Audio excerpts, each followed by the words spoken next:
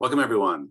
First up, we've got my colleague, Anthony Schmidt, who's our VP of Science. Anthony means a lot to Arima as he was the foundational scientist behind the extremely impactful Arima Hi-C technology platform, which now includes high-chip and capture Hi-C solutions. Speaking of our technology, we have a significant expansion here that Anthony will be speaking to today, with more to come in the new year. Anthony, the floor is yours.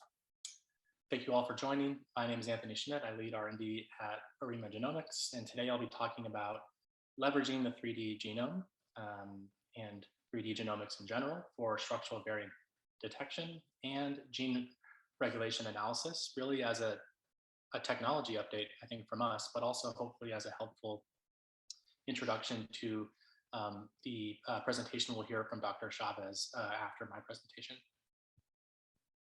So I'm going to go off a video just to help with my bandwidth here, and then we'll continue. Great.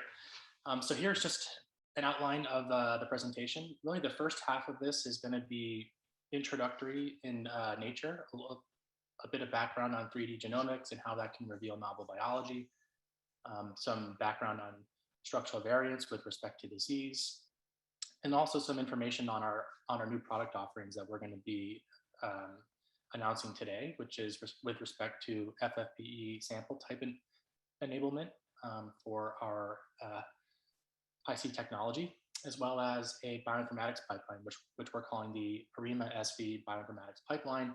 And then in the second half, we'll go through quite a bit of data and examples of how this technology can be used to detect gene fusions or non-coding structural variants, and how to link those structural variants to their impact on gene regulation. All right, so let's get started with this first section here. When I think of traditional genomics, I think of sort of the linear genome, the 3 billion base pairs that, when you stretch it out linearly, is about 6 feet tall. And it can be represented as this sort of strings of A's, T's, C's, and G's. And to contrast that to 3D genomics, 3D genomics is really the ability to measure the three-dimensional structure of the genome across many different hierarchical layers of that genome organization. So what's shown here is a schematic of the three-dimensional structure of the genome.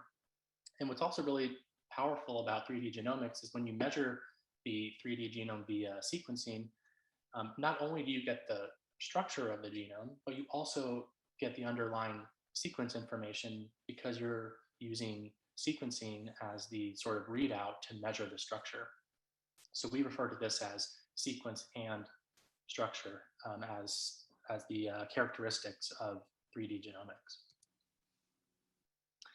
Now, as I said before, the 3D genome is organized into hierarchical layers of genome organization. So I'm going to move through this from left to right. At this first leftmost image, what we're looking at is the entire genome, really just a model of genome organization. And some of the features that stand out, which of course have been known before, is that chromosomes organize themselves into chromosome territories within the interphase nucleus. So these different chromosomes are colored, for example, pink, and this one seems to occupy this space here, whereas the one that's dark blue occupies this space here. And this has been seen from imaging studies before. And as you zoom in, let's say, to the next hierarchical layer of genome organization, there's these other properties, such as certain parts of the chromosome tending to organize itself against the nuclear lamina, other parts of the chromosome extending more towards the nuclear interior.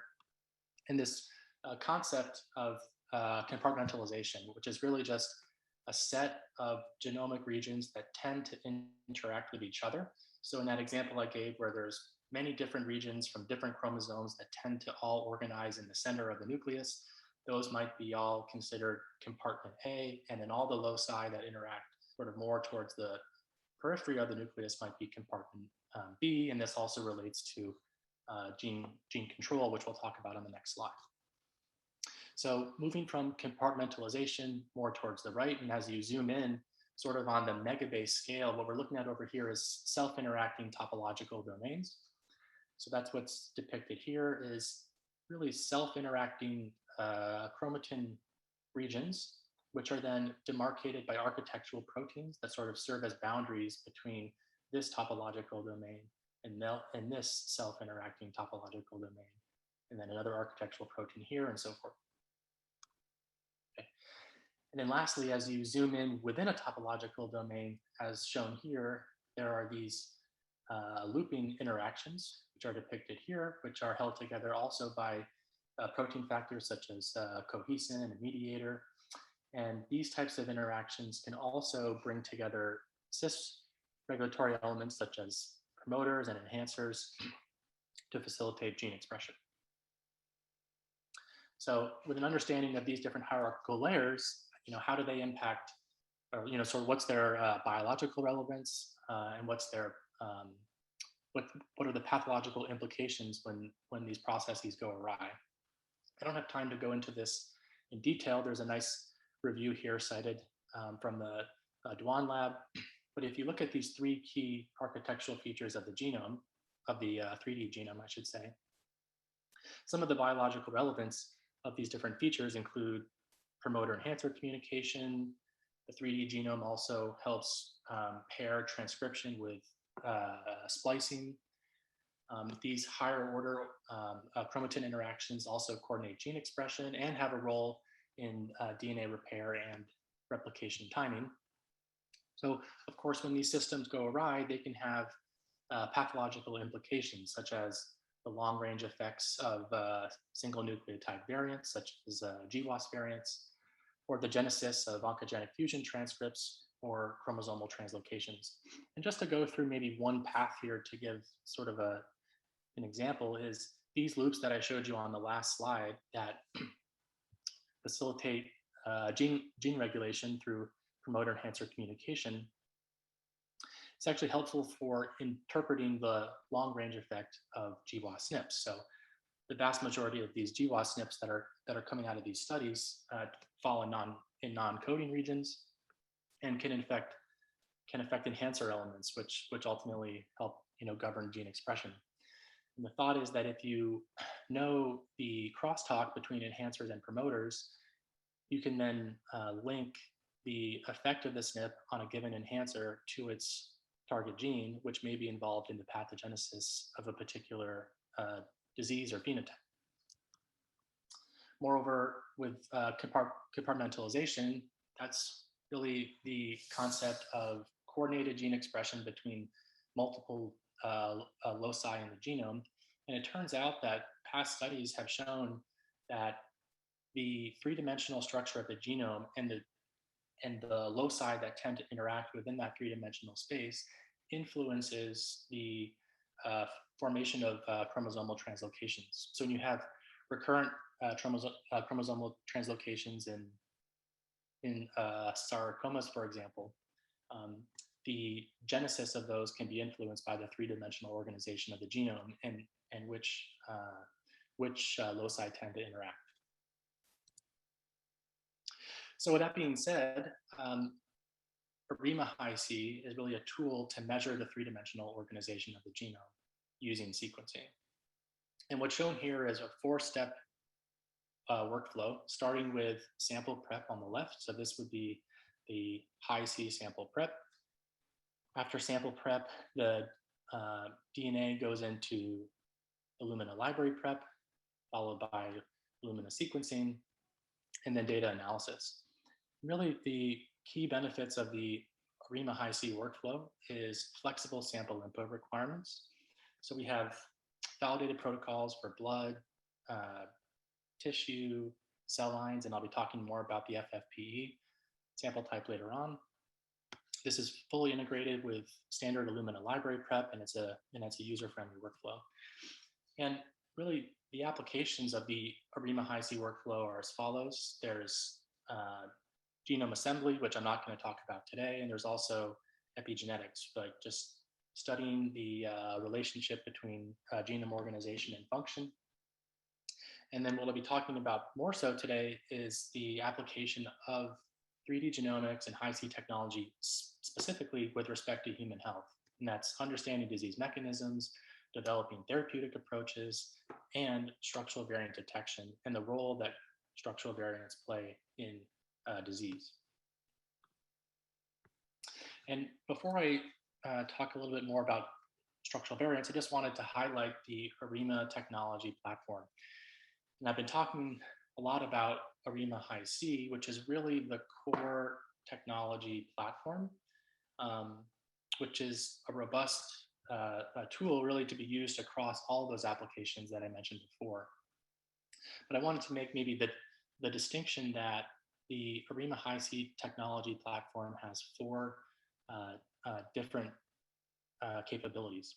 There's genome-wide High-C, which is really the genome-wide surveillance of 3D genome structure and measuring the 3D genome unbiasedly, sort of genome-wide.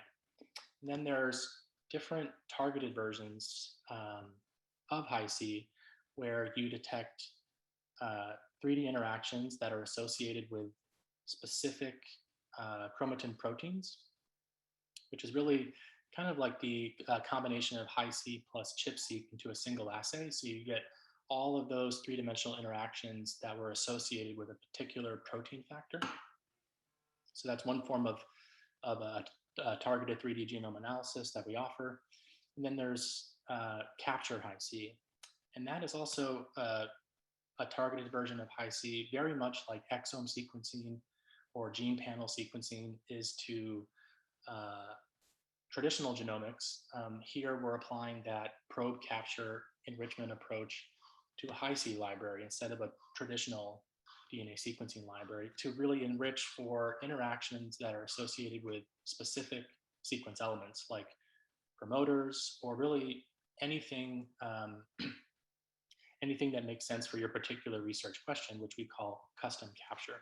So that could be capturing a contiguous locus around a gene of interest, a set of promoters that are particularly interesting for stem cell biology or oncology or neurobiology. It has that flexibility to look at the 3D genome for really any region of interest.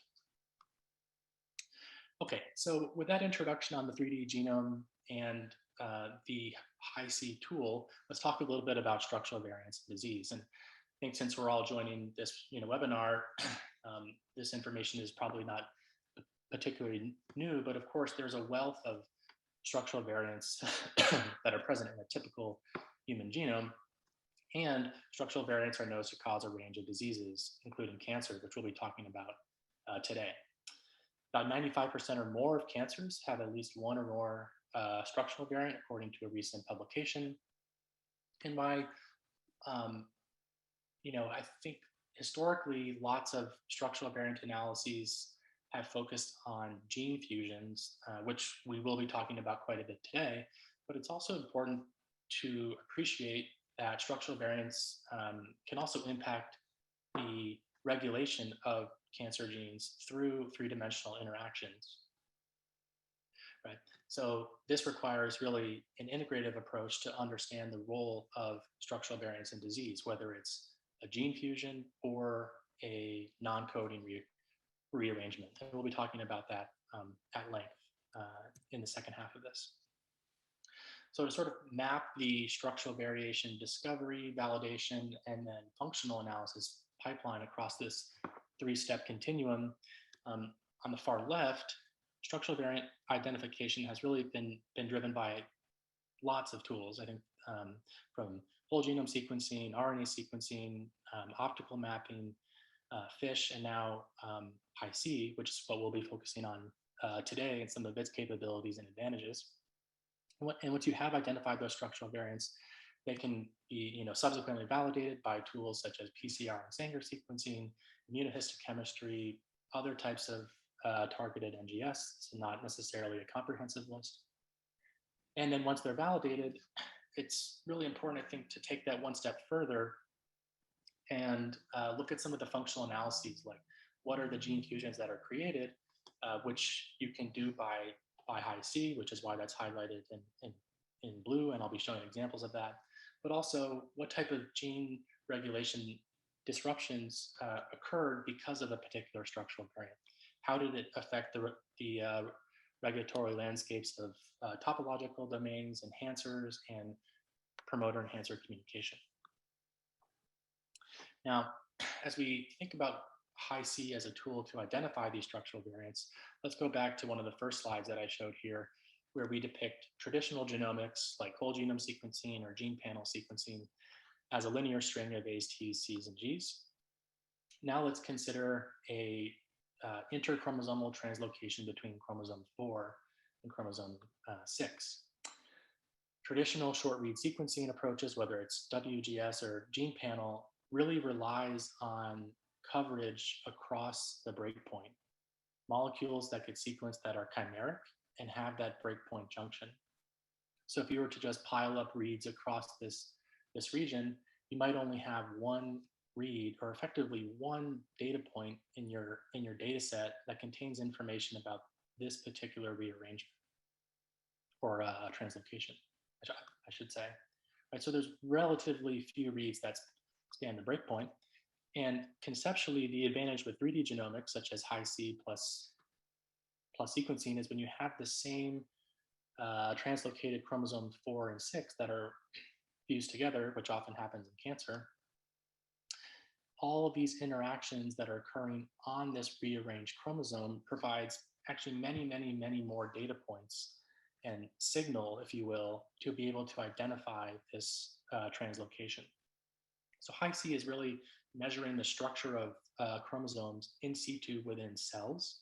And because translocations perturb the structure of those chromosomes, really by measuring the structure, you therefore can find the translocations with improved sensitivity. So if I depict all the molecules that are results of these interactions, you can see some of these interactions are just within chromosome 4, so that might be the purple only molecule. Some of them are within chromosome 6, and those are the blue only molecules.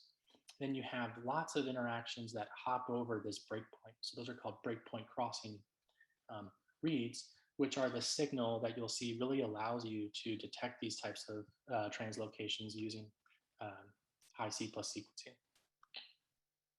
Now, I'm not going to go through this paper in detail, but I really just wanted to point to it as one of the pioneering papers. This is from Feng Wei and Jesse Dixon and a whole host of others that was published in Nature Genetics a few years ago, that really pioneered one of the first algorithms to detect structural variants in cancer genomes using Hi-C. There are other tools out there from Peter Fraser's group, Peter Park, Farhad. But this one was particularly motivating, I think, for us during our technology development because of the high accuracy it has in detecting interchromosomal translocations, but also large intrachromosomal rearrangements, such as deletions, inversions, and tandem duplications. And as described in this paper, when you look at some of the functionalities of Hi-C as a tool to identify structural variants in cancer genomes, you can look at functionalities like what's the resolution that you have for pinpointing the breakpoint of a structural variant. And the algorithm that was published in the previous paper, which is ultimately incorporated to our Arima SV pipeline, is able to pinpoint that breakpoint to about 1 kb resolution, which is it tries to predict the breakpoint with about 1 kb precision around the true breakpoint.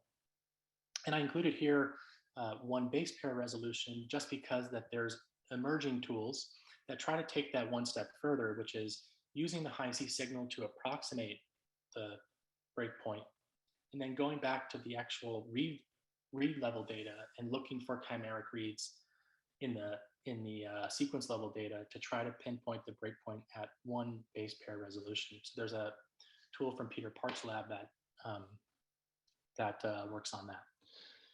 Also, you can think about, can you detect structural variants in regions of low mappability?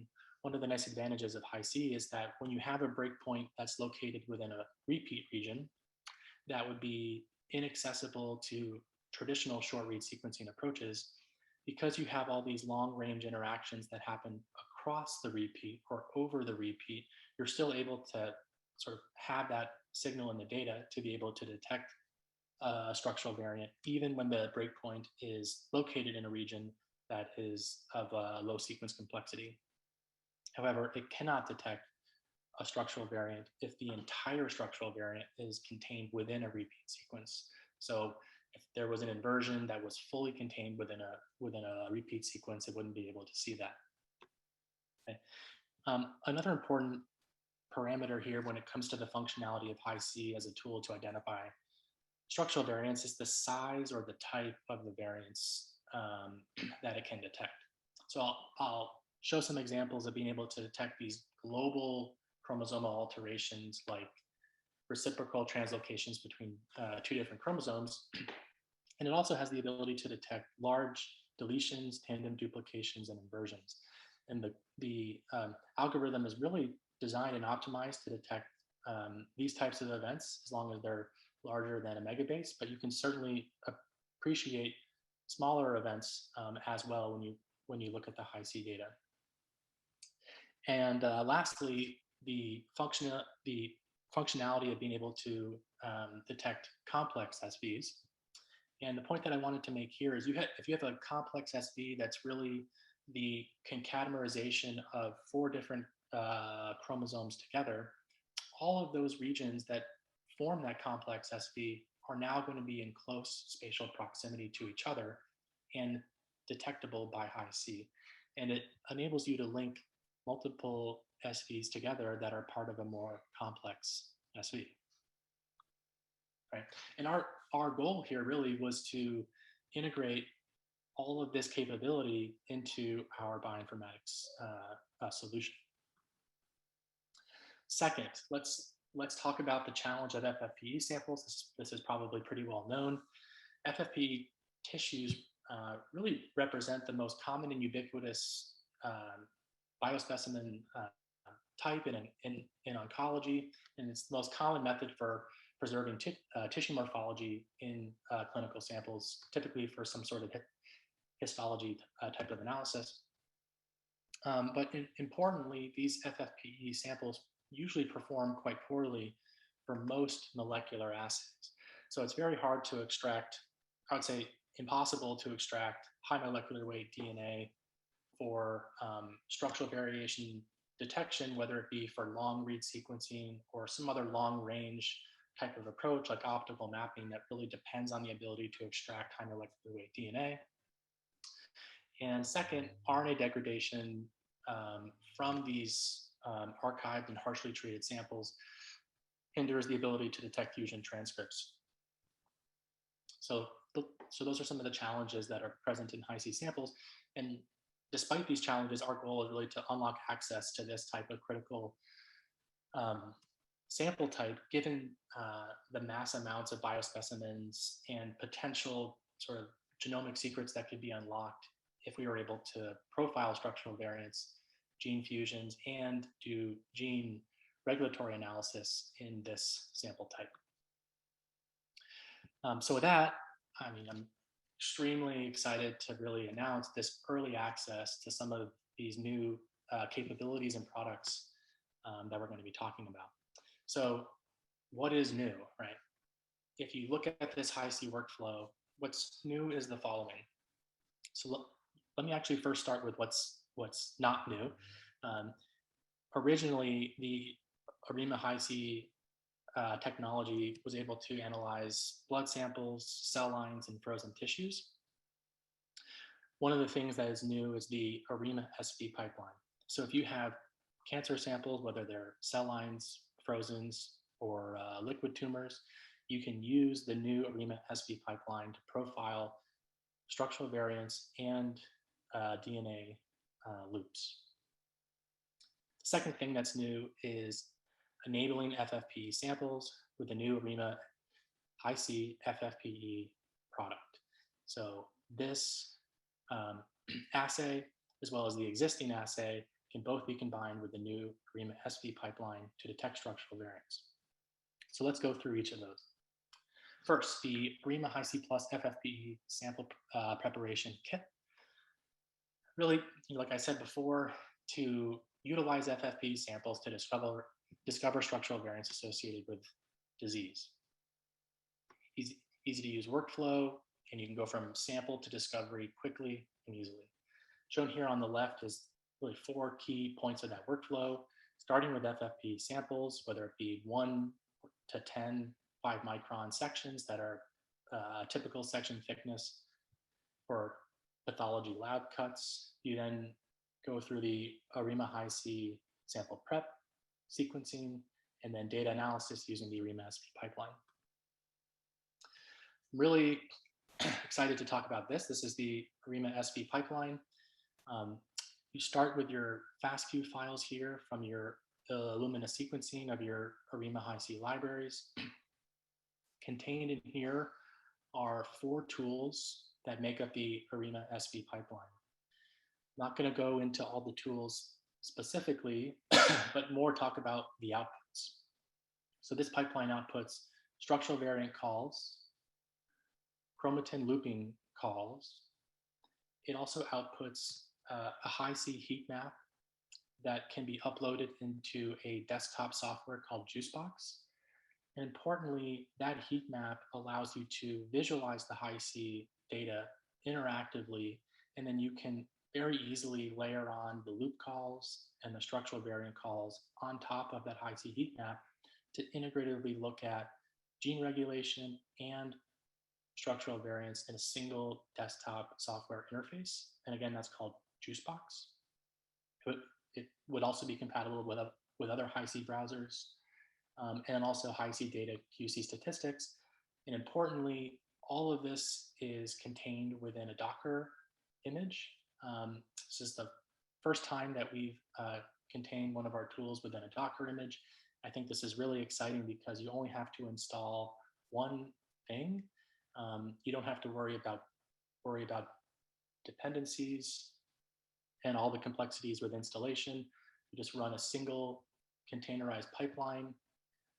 This is also portable, so it can be incorporated into other pipelines. If you have a structural variant pipeline that currently uses whole genome sequencing and optical mapping, this single Docker image can be incorporated into other pipelines. It can also be scaled, so it can be transferred to the cloud to be scaled up as needed, and it can be standardized in an execution environment such that it can be run on university servers, AWS, Azure, etc., all the different cloud platforms. We really tried to make this easy to use. And then lastly, I think I already talked about this, but really the key benefits here is expanding the detection of structural variants by enabling FFP samples, detecting these structural variants with a simple, easy to use, integrated bioinformatics pipeline, and then linking these structural variants to their impact on gene regulation. All right, now we'll go through some of the data and examples. So shown here on the left is really a karyotypically normal sample and a genome-wide Hi-C heat map. And what you're looking at here, all this red signal is Hi-C signal, and it's really a measurement of spatial proximity. So the darker the red signal, the more spatially proximal any 2 regions are on the genome. So if you had a Hi-C interaction that you detected from sequencing between chromosome 1 and 4, it would end up as a little red dot here. And if you had an interaction between chromosome 4 and chromosome 4, it would end up as a little red dot here. So the thing that really stands out is that the vast majority of this Hi-C signal is intra-chromosomal. So chromosomes tend to interact with themselves. And that's been known for a long time, and that's what has been seen with other types of studies and models of the 3D Genome Organization, is chromosomes occupy themselves in territories and are highly interactive with themselves and less interactive with each other, as you can see here in the 3D model of Genome Organization. However, in an abnormal karyotype situation, this happens to be a colorectal cancer sample that has a chromosome 4-6 translocation that forms a ROS1 gene fusion. You see this really strong intra-chromosomal interaction signal strength, but between two different chromosomes, because really you're capturing this high interaction signal on a fused chromosome within cells. So it really comes off as this really high interaction strength, but between two different chromosomes, and it really sticks out like a sore thumb. And this is the type of information that the algorithms harvest to try to find these structural variants in the genome. And the way to interpret these is if you zoom in right locally around this ROS1 SLC34A2 fusion, how do you tell that this Hi-C pattern is telling you that there is a gene fusion? So I'm going to show many plots that are like this. So I want to walk through this one slowly, and then I'll go through all the others quickly. When you zoom in, you'll have a gene here on the left. This is on chromosome 6. It's transcribed from 5' to 3', so that's the orientation of the gene. Here's the gene on chromosome 4 from 5' to 3', and there's this very distinct kind of bow tie or butterfly pattern that you see in this Hi-C data, and that actually tells you where the breakpoints are, and I'll explain how we get to that. So these purple lines that I show here are the breakpoints that would be inferred from the Hi-C data. So let's go through that. Is if I just ignore this for now and focus on the strong pattern that's down here in the lower right quadrant, what this really means is that there's a really high degree of spatial proximity between the 5' end of ROS1 and the 3' end of SLC34A2. There's not spatial proximity between the 3' end of SLC34A2 and the 3' end of ROS1 because this is essentially devoid of signal. So this high degree of spatial proximity means that those two parts of ROS1 and SLC34A2 are fused together. So they're actually really close together along the linear genome on the rearranged chromosome. And you can infer that the structure of this particular gene fusion is therefore the 5' of ROS1, and then right at that breakpoint, it keeps going with the 3' end of SLC34A2. And here's all that Hi-C signal that hops over that breakpoint that gives you this high degree of spatial proximity between the 5' side of ROS1 and the 3' side of SLC34A2. Okay. This particular example is actually interesting because there's also a really high degree of Hi-C signal between the 5' of SLC34A2 and the 3' of ROS1. So this is a classic example of a reciprocal translocation where the two chromosomes essentially broke and then swapped places and then recombined. So that's what is being depicted here. Right, so this is really an example that hopefully steps through how to interpret the Hi-C signal to actually tell the 5' and the 3' partners of a particular gene fusion. And we have now validated this workflow across many different clinical samples in collaboration with 3 major research institutes, 24 total FFPE samples across 19 different tumor types, 1 to 12 years of FFPE archival period, and about 300 nanograms of DNA going into each of our different Hi-C preps. Very briefly, I just want to talk about this quality control metric that we always look at in Hi-C, which is really what percent of the data are these long-range interactions. And of course, you want to have lots of these because really the long-range interactions is what's being harvested to not only detect the structural variants, but also the gene regulatory loops. And in a typical frozen sample, that value is typically around 40%. And from FFPE samples, we're still getting about 25 to 40% of all of those reads being long-range interactions that are useful to detect structural variants as well as gene regulatory analyses. If you look across the list then of all the gene fusions that we detected in these 24 samples, there's a list here. I'm not going to go through them all, but maybe just highlight 1 or 2 examples because I'm also running out of time. But what we did was we compared our technology to and its ability to detect all of these gene fusions that were previously identified using targeted DNA sequencing FISH or targeted RNA sequencing. And what we found over here on the right is that we could detect all of these using Hi-C or 100% concordance with these gold standard methods. And now I'm just going to talk through a few examples. The first one that I want to talk through is focused on NTRK fusions. And I think what's interesting here is this is a case of a fibrosarcoma. When you look at the chromosome 12, 15 interaction space, which is this little sort of blip down here, and you zoom into that whole chromosome, what you're seeing here is the chromosome 12 by 15 interaction space. And you see this really, really strong intra-chromosomal-like signal, but it's happening between two different chromosomes. And it has that same butterfly pattern that I showed you before with the ROS1 fusion. And there's a tiny little black dot here, which you'll see in a second, which is the algorithmic call of the gene fusion. So let's zoom into that tiny little algorithmic call right there at the breakpoint. Zoom in. Here's the NTRK gene over here. Here's the ETV6 gene over here. This is the breakpoint. Here are the algorithmic calls from the Hi-C breakfinder pipeline placed right here. And from this, of course, you can tell that this is an ETV6 from the 5' end, NTRK3 on the 3' end gene fusion.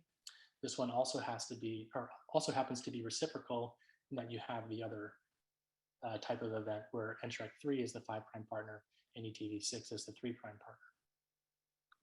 I think what's interesting about these NTRK fusions is, of course, not only are they found across different cancer types, but they can also be formed by simple reciprocal translocations such as this, or more complex rearrangements.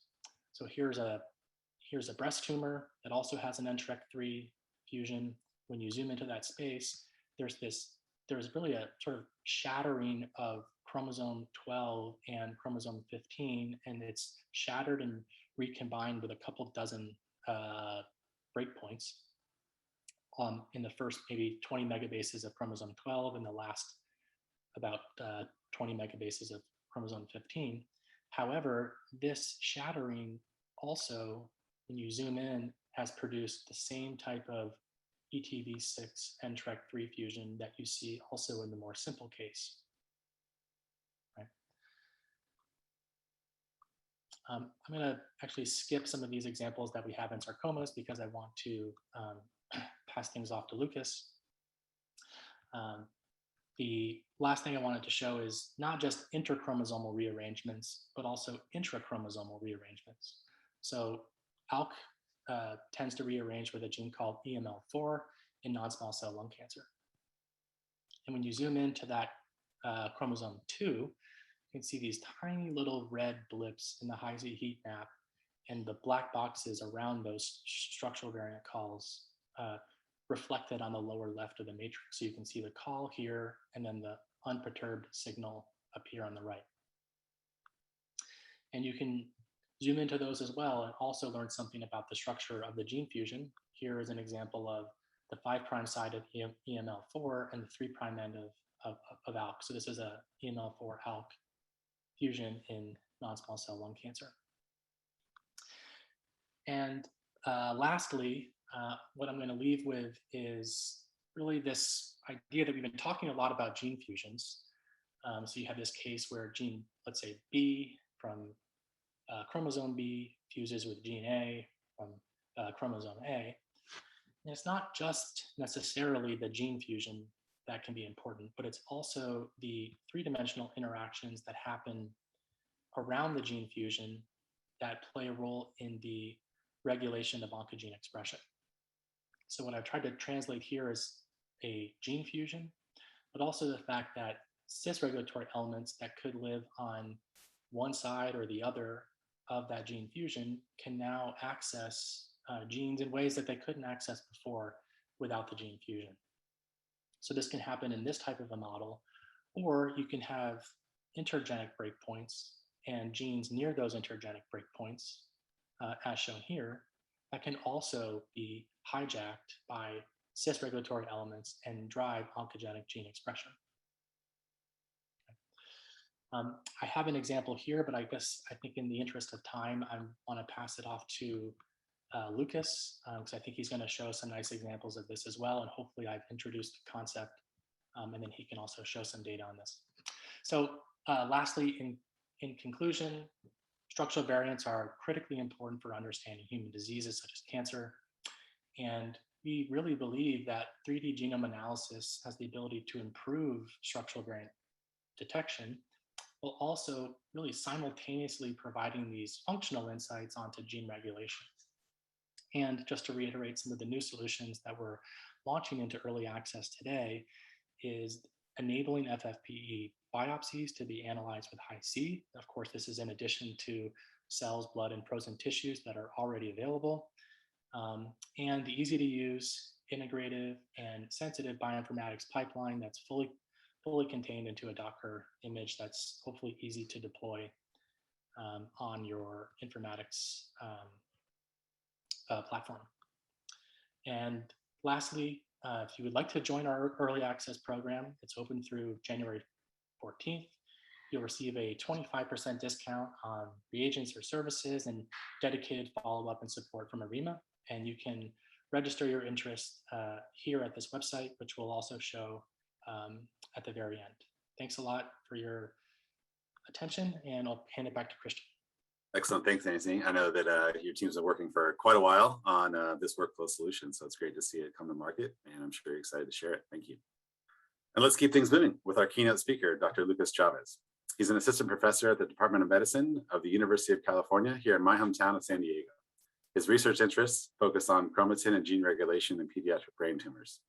The long-term goal of his laboratory is to gain a deeper understanding of genetically linked epigenetic regulation in solid tumors using patient tissues and patient-derived model systems. In addition, his laboratory develops and uses new statistical and machine learning tools for the quantitative and integrative analysis of heterogeneous genetic and epigenetic data. Lucas, thank you for your time and welcome. So once again, thanks a lot. I am very delighted for the opportunity to contribute to this webinar today. And I mean, Anthony, thank you very much for basically laying out all the foundations, because I'm also going to show more butterflies, more structural rearrangements. And maybe it was not too bad that you didn't have time at the end to show the one example, because I also have a few of these examples to show here. So, I mean, we've done quite some 3D tumor genome mapping during the last couple of years, but I thought before I go into the details of our latest data and results, I thought it might be a good idea to begin with a very brief background on childhood cancers and why we are specifically interested in structural rearrangements in these diseases. I mean, the good news are that the overall cure rate of childhood cancers has increased to up to 80% during the last decades. However, cancer is still the leading cause of death by disease in kids 1 year old or older, at least in the developed world. And there are some cancer types that remain to have a very poor outcome. The other big problem is that cancer survivors often have very serious long-term side effects, such as mental disabilities and secondary cancers caused by their treatments. These treatments include not only brain surgery, but also cytotoxic chemotherapy, radiotherapy. And it has also become apparent that cancers in young patients have very different types of mutations compared to cancers in adults. And to learn more about the mutational landscape of childhood cancers, we have performed a quite comprehensive pediatric pan-cancer study, which we published in 2018. So here we assembled a cohort of whole genome and whole exome sequencing data of 914 distinct patients. We have both blood and tumor pairs for each patient available to distinguish between somatic and germline variants. Our cohort includes 11 different childhood cancer types, including solid cancers, but also hematological diseases, or to be more precise, we have 24 molecular subgroups, including very rare tumor types like embryonic tumor types that are very specific to children. And based on that cohort, we had performed all kinds of analysis, including the analysis of somatic variants, germline variants, copy number variations. We were looking for cancer driver genes, mutational signatures, and so on and so on. But of all of these analyses, I would like to stress today really only a few results. For example, I would like to stress our results on the somatic mutation frequencies. So here we have analyzed SNVs and indels in individual childhood tumors, and then sorted the tumor types by their median mutation frequency from low on the left to high on the right here. And in addition, I'm also showing you the somatic mutation frequencies of 11 different types of adult cancers, as we have drawn that information from the TCGA cohort on the right, with the lung cancers here on the right clearly having the highest mutation frequencies. So on the one hand, we observe that the coding mutation, the coding somatic mutation frequencies vary quite a lot between childhood cancer types. So for example, the high-grade gliomas, the HGGs here, but also the Burkitt lymphomas are on the high end of the mutation frequencies. But on the other hand, we also observe that childhood tumors have a 14 times lower average mutation frequency than compared to what we observe in adult tumors. And I think, I mean, it's not very surprising, I guess, but still very intriguing. And it makes total sense that, for example, a lung cancer of a 60-year-old smoker has so many more acquired mutations as compared to a 2-year-old medulloblastoma patient, simply because there was not so much time for mutations to pile up in children. Despite this relatively small number of mutations, we also investigated whether and which genes are particularly frequently affected in childhood tumors. And here we identified 77 significantly mutated genes, which we rank in this plot by their pan-cancer mutation frequency. And not surprisingly, the most frequently mutated gene is TP53. However, we see here that only 10% of tumors in children actually have a TP53 mutation, compared with 35 to 50% of most solid tumors in adults. And the frequency of the second and the third most frequently mutated genes quickly drops into the low 1-digit space. And this means that there are very few recurrent mutated genes in childhood tumors in general. And for many individual tumors, a clear mutated driver gene is missing. Therefore, we also examine how frequently we observe structural rearrangements in our cohort, including these major insertions, deletions, translocations, and inversions. And here we again sort the different tumor types, in this case by their increasing genomic instability. And again, we can see that the degree of genomic instability varies across pediatric cancer types, with the high-grade gliomas again, but also the osteosarcomas here having the highest degree of genomic instabilities. We also find that genomic instability correlates with the presence of germline or somatic TP53 mutations. So that means once you have a germline or a somatic TP53 mutation, it is very likely that you have a very high genomic instability.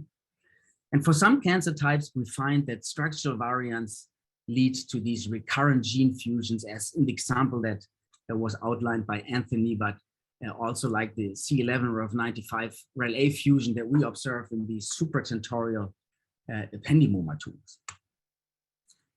And as I mentioned previously, we have performed many other types of analysis using our pan-cancer cohort. However, I would like to shift gears at this point and focus on tumors that affect the central nervous system only. I think it's really fascinating that the human brain has this extraordinary developmental complexity that is actually also reflected in the vast diversity of distinct brain tumor types. So in our pediatric brain cancer and our pediatric cancer cohort, we already distinguished between more than a dozen of different types of brain tumors. But there are many more brain tumor types, especially if we also include those that occur in adult patients. And especially the recent years have revealed many clinically relevant brain tumor types and subtypes by molecular characterization, especially by using DNA methylation patterns. So what you see here is a TSNE representation of 2,801 CNS tumors, and how they cluster into these largely distinct molecular tumor types by their DNA methylation profiles. And we currently distinguish between more than 100 CNS tumor types, and the standardization of the diagnostic process has been very challenging. And to address this challenge, my colleagues at the German Cancer Research Center and I have developed this machine learning-based approach to CNS tumor classification that predicts brain tumor types based on their DNA methylation profiles. So in my talk today, I will focus on two different types of CNS tumors. First, I will talk about ependymoma tumors, which is a tumor type that originates from ependymal cells, which basically form a layer around our central nervous system, including the brain and the spine. So these ependymoma tumors can form also in the brain or in the spinal cord. And based on our DNA methylation classifier, we can distinguish between 9 major ependymoma subgroups as highlighted by these red circles here. And my talk today will mostly focus on the supratentorial REL-A fusion associated subgroup and the posterior fossa subgroup A circled here in these dashed red circles. And in the second part, I will talk about medulloblastoma, which is the most frequent malignant brain tumor in children and affects the cerebellum. There are 4 major subgroups of medulloblastoma, including the Wnt subgroup, the sonic hedgehog subgroup, and also the slightly related group 3 and group 4 subgroups. And these tumors are highlighted with these green circles here. Okay, so the molecular classification of ependymomas into these 9 molecular subgroups was first proposed in 2015. And this classification is based on the unsupervised clustering of DNA methylation profiles of 500 ependymoma tumors. The resulting ependymoma groups, they span all 3 different compartments of the CNS, including the spine, the posterior fossa region, and the supratentorial region of the brain. And the most common and most aggressive subgroups are, on the one hand, the supratentorial, on the one hand, the supratentorial REL-A fusion associated group that is depicted here in red. It is this group here. And on the other hand, the posterior fossa ependymoma subgroup A that is depicted in orange here. And the PFAs actually make the largest amount of ependymoma tumors.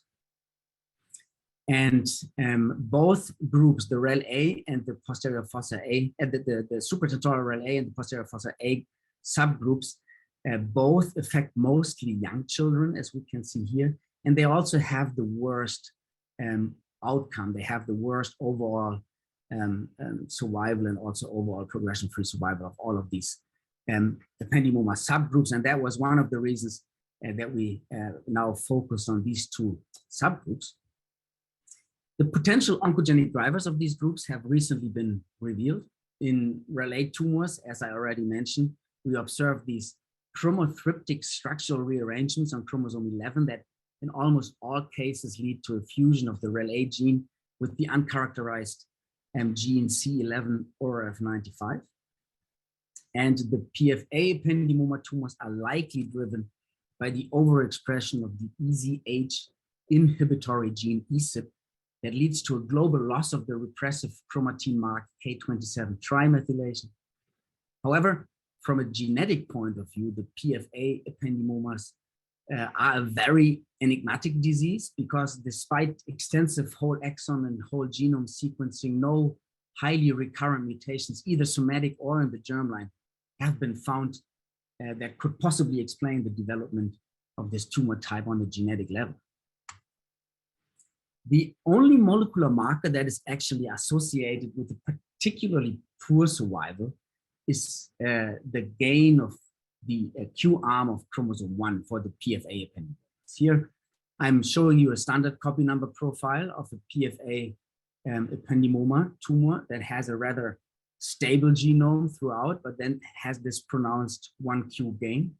And below you see a summary of copy number alterations across the cohort of PFA tumors, where you again can see a relatively stable genomes throughout, but we see the subset of PFA ependymomas that all have this 1Q gain.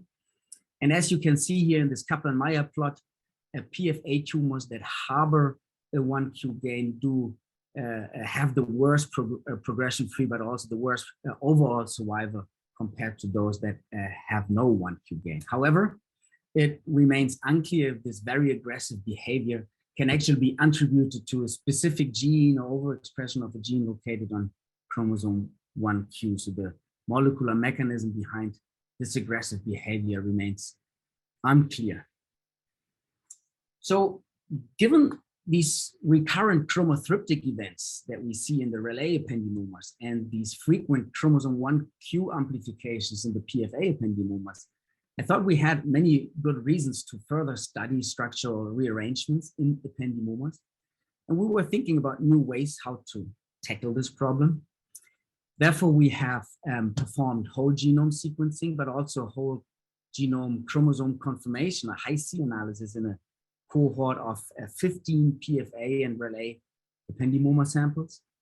The molecular characteristics of our cohort are summarized here in this oncoplot. And our cohort includes biopsy tissues, frozen biopsy tissues that were obtained from the surgery, from the primary tumor, but also from relapsed tumors. And we also include a couple of samples of cell lines that were derived from ependymoma patients. I mean, I don't really have to explain that again. I think Anthony did that already, right? You know that high-C can be leveraged for the detection of structural rearrangements. Here again, this butterfly effect is very indicative for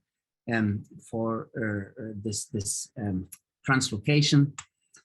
And I mean, given that we knew about the structural rearrangements and the chromothriptic events on chromosome 11, we first took a closer look at our supratentorial relay fusion tumors. And we can zoom into this very specific locus on chromosome 11. And then we indeed observe these diagonal, these off-diagonal contact interactions in the high-C map that are very characteristic for tandem duplications. So what happens here? So we have the C11 of 95 gene sitting here, the REL8 gene sitting here, and this stretch between these two genes is being duplicated and appended here as a tandem duplication that basically brings the C11 of 95 gene next to the REL8 gene with a breakpoint, and that leads to this fusion between these two genes. And again, we can visually identify, but you can see maybe with these green boxes that also the computational approaches can reliably detect these breakpoints and can detect these tandem duplications and the gene fusions. And just as a comparison, I show you the high-C maps at the same gene locus in 3 PFA ependymoma tumors, and they all don't have these structural rearrangements. They don't have this gene fusion, and therefore we clearly have no off-diagonal signals here. I mean, as Anthony also already mentioned, these gene fusions can and have been in the past identified by RNA-seq or whole genome sequencing. However, now that we have the high-C data available, we were very curious to look beyond the gene fusions itself and to evaluate the consequences these structural variants might have on the entire regulatory environment around the gene fusion.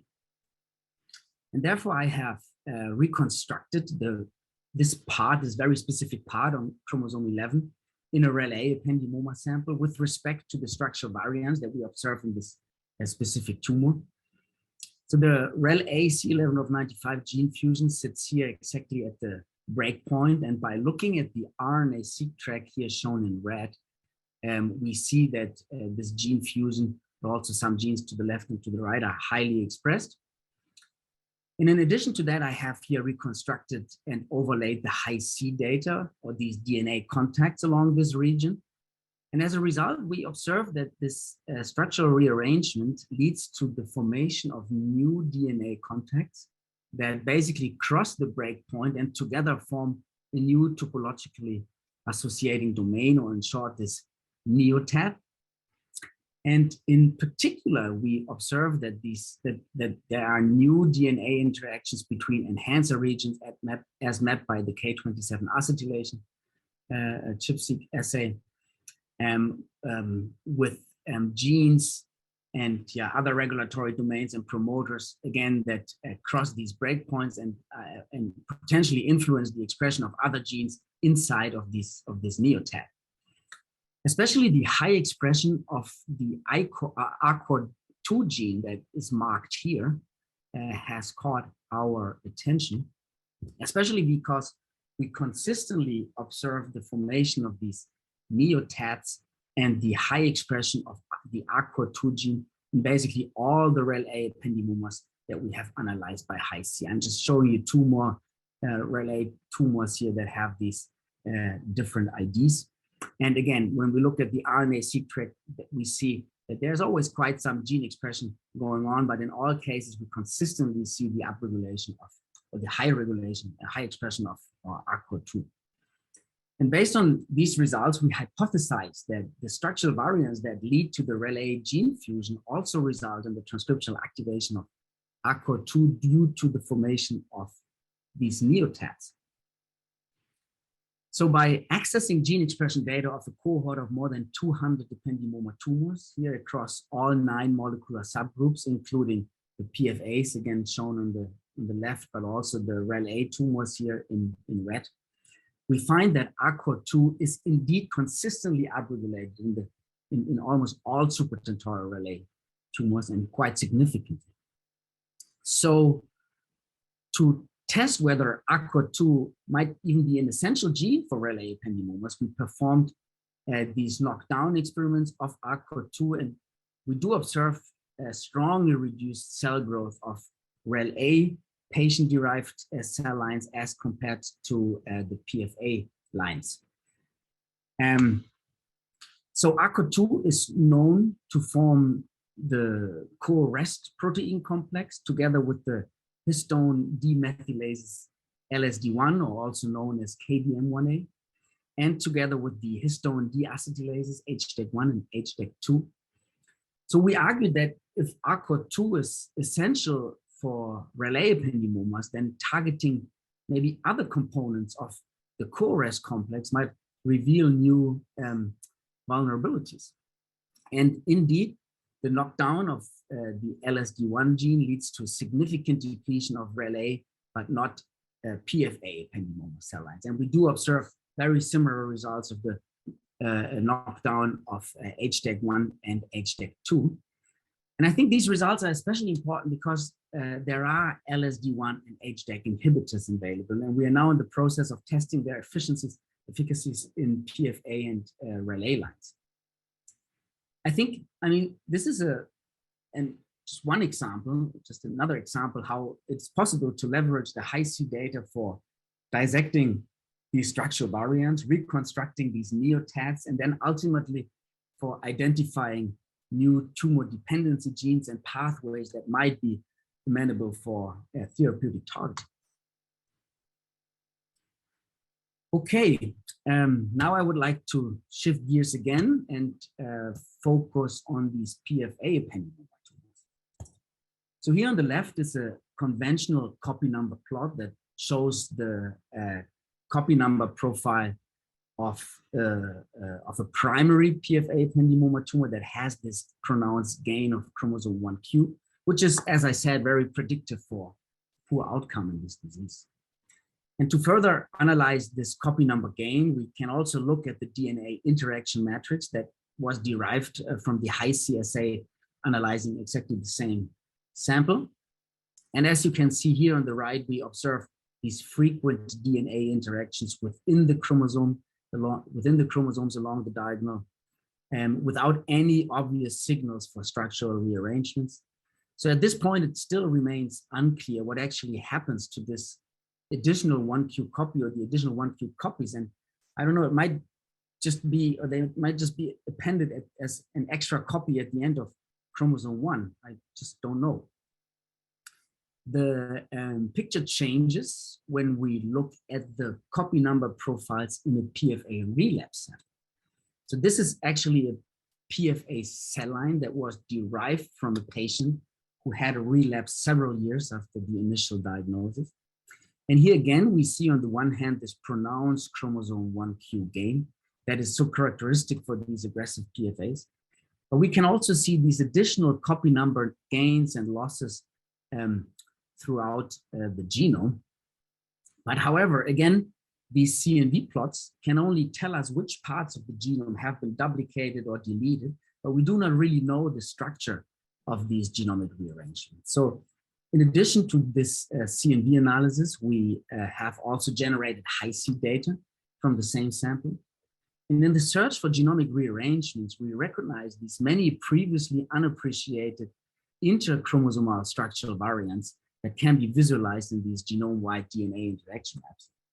I mean, I have highlighted some of them with these green arrows here. For example, the 1q gain seems to be involved in complex inter-chromosomal rearrangements that affect chromosomes 8, chromosomes 10, and possibly chromosome 16. So here I'm highlighting a very specific signal that has this, when you look closely, this butterfly or bow tie shape, and hints to a genetic event where a part of chromosome 1q integrates as an inversion into chromosome 8. And I was very interested to look at this very specific breakpoint between chromosome 1 and chromosome 8 and what's happening there. And when we reconstruct this inversion, then we have here this piece of chromosome 1q. Here we have a piece of chromosome 8. The breakpoint sits in the middle. And when we take a closer look at this, we see that the breakpoint falls into non-coding DNA, doesn't interrupt any gene. We would not identify any gene fusions at this locus. But we also see that this chromosome 1, chromosome 8 breakpoint falls immediately upstream of a gene called laminin C1. And in addition, we observe the formation of this neotag that puts laminin C1 into a completely new regulatory environment. And when we look at the RNA-seq data shown in gray here this time, we see that laminin C1 is highly expressed in comparison to other genes that are co-located in this neotag. And therefore, we hypothesize that laminin C1 might be a specific target of this translocation. And I think while this is certainly an exciting observation, this is, I mean, frankly, really only one PFA ependymoma relapse sample. And in fact, I mean, we are looking here at a cell line that has been established from a PFA relapse tumor. And I was somewhat concerned that we are looking at some artifacts caused by long-term in vitro culturing. And there's always the question if you find recurrent targets in these different cancers or cancer types. So therefore, we were specifically interested in generating similar high-seq data directly from a PFA relapse patient tumor. I mean, also these tumors are luckily very rare. We recently happened to discuss a PFA relapse case in our neuro-oncology molecular tumor board at the Rady Children's Hospital here in San Diego. And this was a 20-year-old male who first presented at age 3 with a posterior fossa mass diagnosed as a ependymoma. The MRI here reveals this hyperdense lesion of the posterior fossa, and the conventional histopathological diagnosis at that time was in favor of a PFA ependymoma classification. We did have frozen material available of the primary tumor from 2000. Unfortunately, there was only this formalin fixed paraffin embedded or FFPE material from the relapse available, from the relapse in 2019. And again, as Anthony already mentioned, I mean, FFPE is great for histopathological and staining analysis and is therefore a very common way to preserve clinical samples. It's just a much more challenging material for molecular profiling assays. However, There are established protocols that allow the analysis of DNA methylation and copy numbers using both frozen and FFPE tumor material. And by applying our DNA methylation-based CNS classifier, we can confirm that both tumors belong to the PFA ependymoma subgroup with a very high prediction score of 0.99 in favor of this ependymoma posterior fossa A subgroup. And while there are really no obvious copy number variations in the primary tumor from 2000, we see this very unstable tumor genome in the relapse, including this clear 1q, clear gain of chromosome 1q. Therefore, as I said, we were very curious to analyze structural variants in this relapse sample by Hi-C. And at that time, we faced the challenge of generating Hi-C data from FFPE samples, and we had no experience or protocols for doing so. Fortunately, Arima has the know-how and the technology to process such clinical FFPE samples, and they were indeed able to generate quite high quality Hi-C data from this clinical FFPE sample. And I was stunned to see very similar inter-chromosomal rearrangements in this PFA relapse sample, but this time, as I said, for the first time from directly from the tumor material. So I'm highlighting again a couple of very obvious SVs by these green arrows. And when we take a closer look at the chromosome 1q region again, we see that there is again a structural rearrangement that involves chromosome 1q, but this time parts of chromosome 3. So again, in the previous relapse case, we had seen this inversion between one part of 1q gain and chromosome 8. Now in this tumor, we see an inversion involving chromosome 1q and parts of chromosome 3. And again, when I take a closer look to this chromosome 1, or at this chromosome 1 and chromosome 3 breakpoint, I can reconstruct what's going on here. The chromosome 3 is here, the chromosome 1q part is here, the breakpoint sits here. And we see that the breakpoint again falls very close to the laminin C1 gene. This time it is downstream, but still this structural rearrangement forms a neotad that also places laminin C1 in a different regulatory environment. And although we have so far only analyzed these two PFA relapse samples, I mean, we observe that the breakpoints are near the laminin C1 promoter, and in both cases, laminin C1 transcription is almost 3 times upregulated in the PFA relapse tumors compared to primary PFA ependymomas, making it really a potential target of these rearrangements. Based on these results, we hypothesized that the mechanism of resistance in relapse PFA ependymoma tumors might involve the transcriptional activation of laminin C1 due to the formation of these neotads induced by these complex inter-chromosomal rearrangements. And in support of this hypothesis, we can show that the knockout of laminin C1 in this 1q gain containing PFA relapse line leads to a rapid decrease of cell survival as compared to relay ependymoma cell lines. So, I mean, to sum up the first part of my talk, I have shown you that these oncogenic 3D genome conformations can identify new therapeutic targets.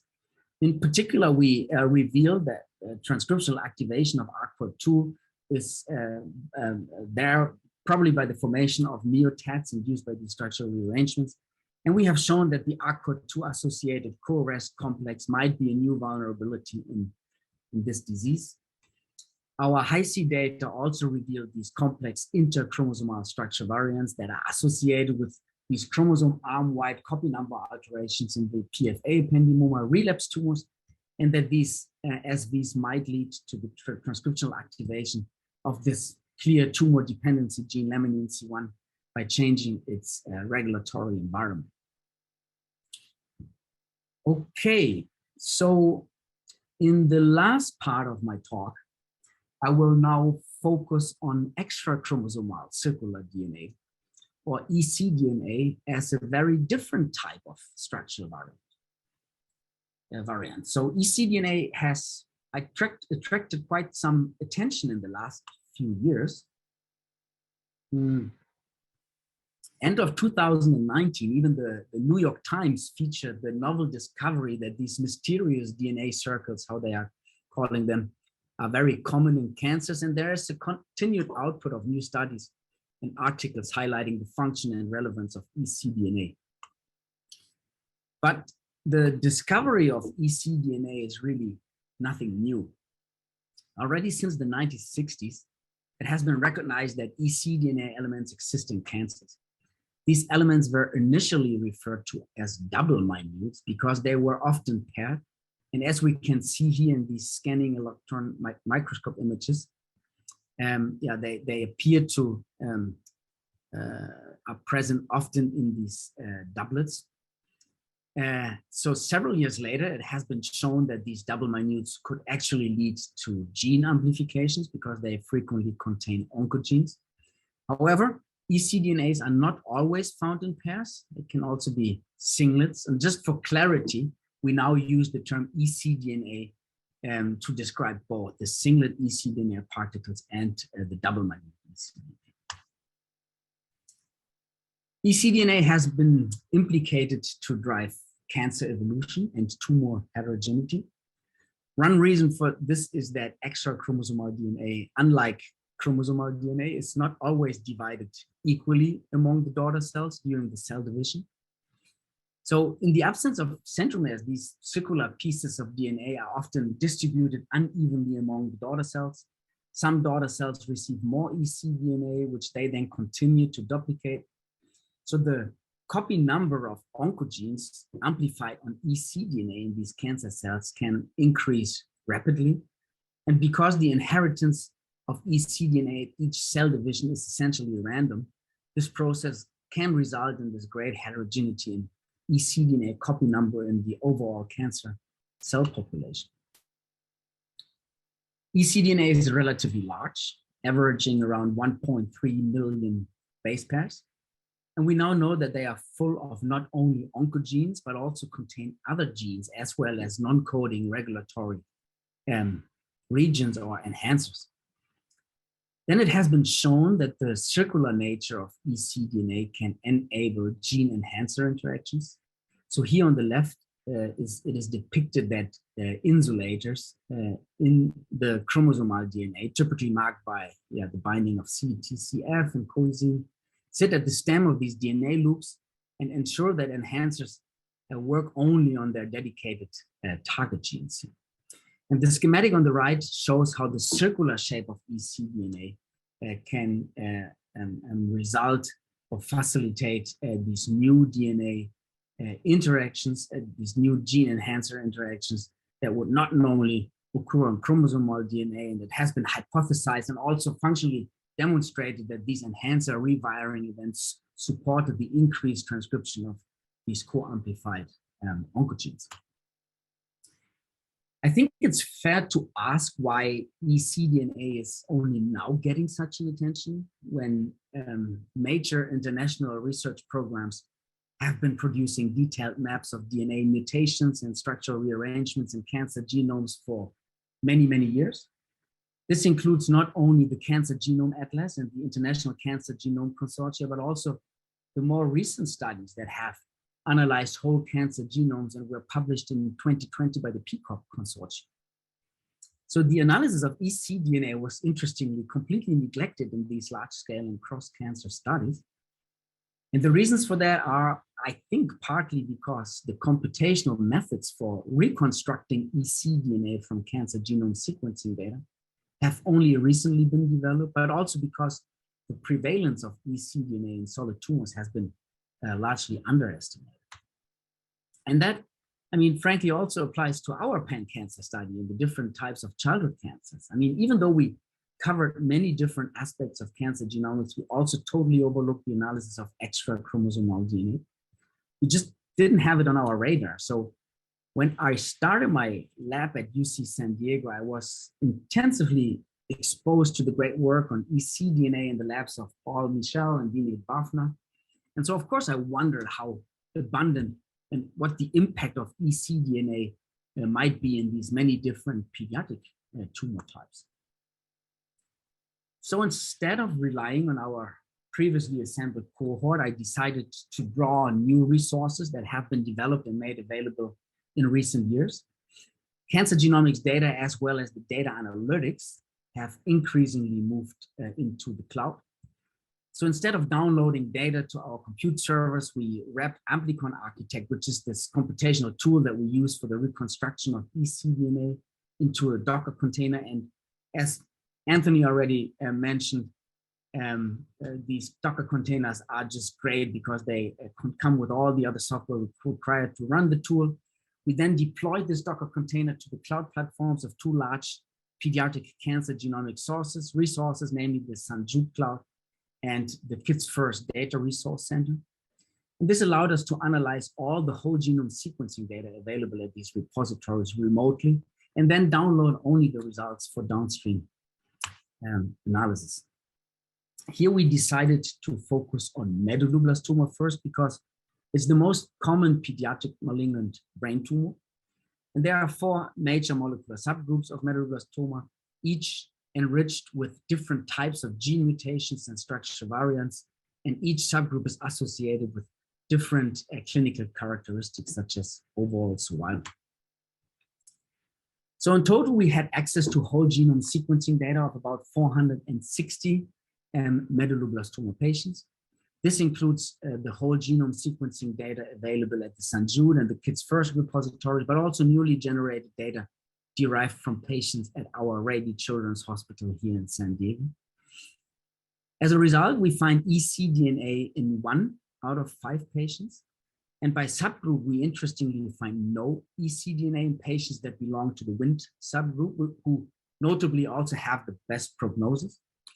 In the subgroup Sonic Hedgehog, group 3 and group 4, we find a proportion of 14 to 27% of tumors with ecDNA, with the largest proportion of 27% of cases in the Sonic Hedgehog subgroup. So this histogram here on the bottom shows a subset of genes that are recurrently amplified on ecDNA. Many of these are known medulloblastoma oncogenes like the MYC family and the GLI2 transcription factors, the TERT telomerase, or the CDK6 cell cycle regulator. And as expected, the presence of ecDNA is also strongly predictive both for overall and progression-free survival. So as I mentioned earlier, it has previously been shown that ecDNA can lead to enhancer rewiring. And therefore, we were specifically interested in investigating whether enhancer rewiring is a common event on ecDNA and medulloblastoma. To approach this question, we profiled the accessible chromatin and chromatin interactions of about 20 medulloblastoma tumors using ATAC-seq and Hi-seq. And by inspecting the Hi-seq data of ecDNA containing tumors, we find that chromatin interactions of genomic regions that are amplified as ecDNA, like here this MYC locus on chromosome 8, result in these dark stripes that are visible in these interaction maps. So let me be more specific. This plot shows DNA interaction Hi-seq data of 2 different group 3 medulloblastoma tumors. On the top right, we see Hi-seq data from the group 3 medulloblastoma called MB248. And on the bottom left, we see Hi-seq data from another group 3 medulloblastoma that also has a MYC ecDNA amplification with the ID MB106. And then again, we see these red stripes. This tumor actually has a second amplification of a piece of DNA that sits further downstream that also results in this stripe. And the Hi-seq data somewhat suggest that these ecDNA interact with the entire chromosome 8, and indeed the entire genome. I'm just not showing you the Hi-seq data for the entire genome, but these stripes continue. And there have been some hypotheses out there and some studies that actually suggest that ecDNA can function as mobile enhancers that globally amplify chromosomal transcription. However, we continue to focus on potential DNA interactions that emerge within the ecDNA due to the circularization of the DNA. So on this slide, we look at more process data derived from one of the group 3 medulloblastomas shown on the previous slide. So I'm showing you the data again from the MB106 that had these 2 different pieces of DNA. We can stitch that together. This is one piece of chromosome 8. This is the other piece of chromosome 8. We can also represent it as a circle showing these two different pieces of chromosome 8 and the breakpoints that are being stitched together as this one continuous circular DNA. These two segments are located about 50 million base pairs away on the linear genome, and normally these two regions do not interact with each other, as shown by a Hi-C map of an unrearranged group 3 medulloblastic tumor shown here on the left. And in this sample, however, the ecDNA brings together these two regions into close proximity, facilitating interactions between the MYC locus that is here and some enhancer regions that actually sit on the other segment. And then again, the same can be seen in this circular plot and maybe even be appreciated a little bit better. So here we also integrate gene expression data and data on DNA accessibility from the same tumor depicted as red, as a red track here and as a gray track around here. And in the center of the circular plot, we show DNA interactions that were derived from the Hi-C data. So all these off-diagonal heats that we see here in the Hi-C map, we just visualize them as arcs that stand for these DNA loops. And again, we can see that there are these DNA loops with the MYC promoter with some native enhancers close by, but there are also these new DNA interactions emerging between the MYC promoter and enhancers that are highly accessible and that sit on the other piece of chromosome. And I mean, this data strongly suggests, I think, some enhancer rewiring events going on in this sample. However, all of this data comes from a frozen tumor tissue that were obtained by surgery, and unfortunately, no model system of this tumor is available, making the functional validation of these DNA interactions impossible. However, I mean, this is not an isolated case. Indeed, we are finding that aberrant chromatin interactions seem to be very frequent on ecDNA in medulloblastoma. Here we have a circular reconstruction of the ecDNA of yet another group 3 medulloblastoma with a MYC ecDNA amplification. This time we look at the well-established cell line, it's called D458, that was derived from a patient's tumor quite some time ago. In this case, the ecDNA contains many DNA fragments that come not only from chromosome 8, but also from another chromosome, in this case, chromosome 14. So in fact, there are these many, many pieces of chromosome 8 that are stitched together and include the MYC oncogene. But again, there are also these two segments from chromosome 14, which contain, among others, the OTX2 gene and some OTX2 enhancers. So I think it's really fascinating to see how ecDNA can lead to these high copy number amplifications of several onco and tumor dependency genes all on one DNA circuit. And to validate that this observation is actually true, that these different pieces of DNA sit on the same ecDNA, we have performed FISH experiments staining for MYC in red and for OTX2 in green, and we see that both are co-located on these many extrachromosomal DNA circles here. Now, on top of that, our integrated analysis of the whole genome sequencing, ATAC and Hi-C data identifies these enhancer rewiring events that involve MYC on chromosome 8 and enhancers located on chromosome 14. And since we have this cell line available in the lab, we are currently running some CRISPR inhibition experiments to test whether enhancer rewiring in trans is actually functional for the transcriptional activation of MYC. So again, enhancer rewiring within ecDNA seems to be a very common event in medulloblastoma tumors here. On the bottom, I show you again the group 3 medulloblastoma tumor on the left, the group 3 cell line on the bottom right. And on top, I show you just two more examples of ecDNA observed in frozen tumor material of a sonic hedgehog medulloblastoma tumor, where we again observe DNA interactions between enhancers and genes located on different DNA segments, but co-amplified on the same ecDNA, including the frozen tumor that has a potential enhancer rewiring in trans here between chromosome 7 and 17. So to sum up my second part, ecDNA is present in about 1 out of 5 medulloblastoma patients. Medulloblastoma patients with ecDNA were twice as likely to relapse and 3 times as likely to die from the disease. ecDNA frequently amplifies one or several known and putative oncogenes, and we have identified frequent regulatory rewiring of oncogenes modulated by the circular DNA structures. Of course, none of this work would have been possible without the commitment of many, many people. I would like to specifically thank Owen Chapman, who is a talented graduate student in the lab and who has really driven the ecDNA project. I would also like to thank Arima for their support and all my collaborators at the German Cancer Research Center at UC San Diego, Stanford, and at the MIT. And of course, I would like to thank you for your attention.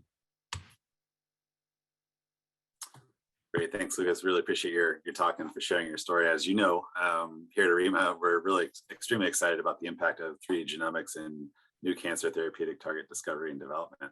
Just wanted to share this slide again. If you guys are interested in getting your hands on this technology and the pipelines that Anthony spoke to and Lucas has been using, please register your interest. There's also a chat that should be at the bottom of your screen as well. Please just follow that link to register your interest, which closes here in about a month. Just wanted to say thank you again for everyone's attendance. Hopefully we got you a little bit more excited than you were about 3D genomics about an hour and a half ago. Just want to say thank you, Lucas, for your time. Really appreciate the opportunity to work with you and your group further. Anthony, always great to see a little bit behind the covers at Arima, and hopefully some more fun products and novel technologies come in the new year. Everyone have a great day. Cheers. Thank you for your time.